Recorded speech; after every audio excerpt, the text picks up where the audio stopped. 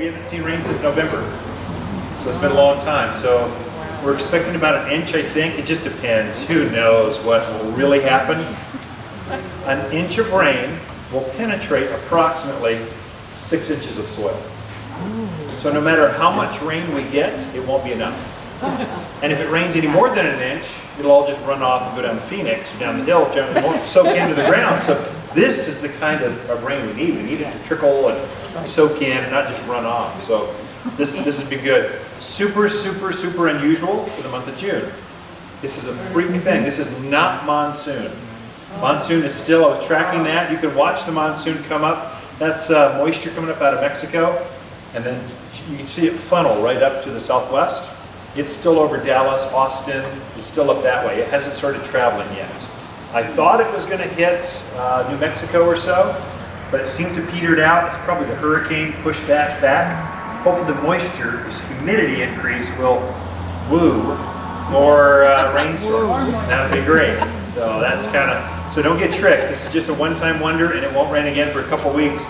But we always have monsoons around July 4th. Always. Count on it. We don't know how much rain, but it's always cloudy, and the humidity always goes from 5% to like 30%, which still isn't a lot, but the plants, you can see the plants respond and just go, oh, finally it was so hot. And so I'm seeing right now a tremendous amount of stress in the landscape. You walk your neighborhood, you'll just see a tremendous amount of stress on plants. That's because they've been relying on their drip system. The drip system is not watering.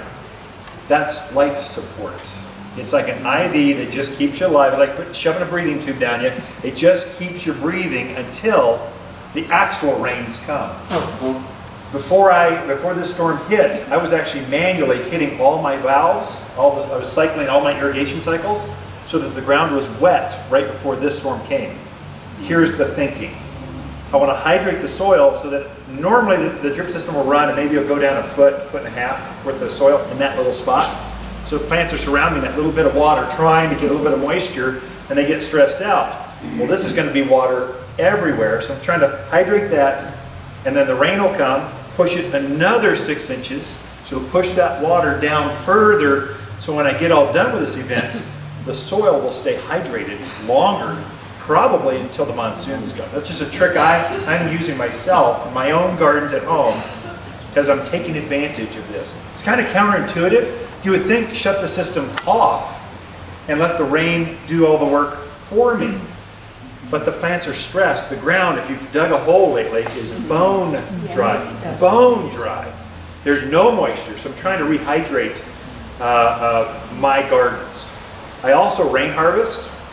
So I have passive rain harvest. So I don't collect it in a big canister. I come off the gutters and I kind of go through the gardens and it's perforated. Hopefully that will also load up my soil so that the trees and the shrubs kind of hydrate and become less stressed.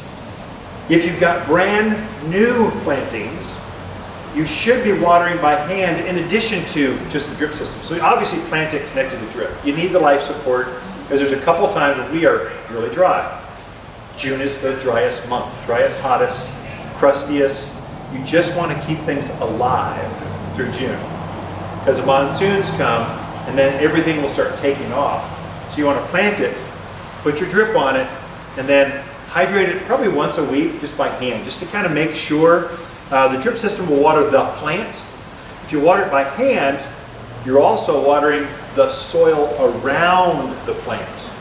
Many times you plant that plant, the soil is so dry, you're hydrating the soil. What happens is you plant a plant, if you don't hydrate that soil around the plant, you water it, and the surrounding soil just sucks it like a sponge right away from the plant. So the plant will become very stressed or transplant shocked. Not because you're not watering it, it's because you're not watering the soil around the plant, where it just sponges it right away. So it's kind of this tricky, it's unique just to the southwest. Really it's tricky, it's only to the mountains of the southwest that's a problem because of the way our rain patterns and stuff are. So that's kind of an insider's tip to how to water, how to take advantage of this. July we will get some rain. I have no idea. It's our wettest month. July, August, September is our kind of our rainy season, monsoon season. And you can track it. You go to weather.com, radar or whatever, you can see the line of rain.